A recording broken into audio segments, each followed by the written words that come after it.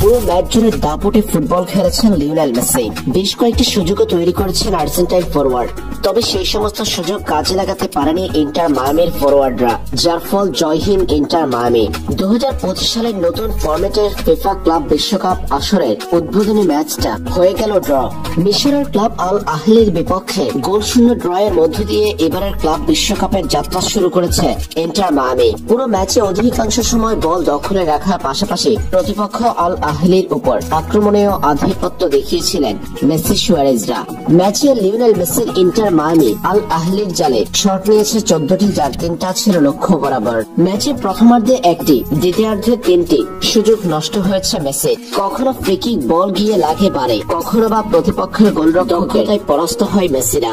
ম্যাচে ড্র করলেও অন্তত 5 থেকে 6টা গোলের সহজ সুযোগ হাতছাড়া হয়েছে মেসির ইন্টার মায়ামির। অপ্রত্যাশিতভাবে ইন্টার মায়ামি আজ ড্র করেছে আল আহলির বিপক্ষে, যেটা মেসিদের অস্বস্তিতে ফেলেছে মাঠে।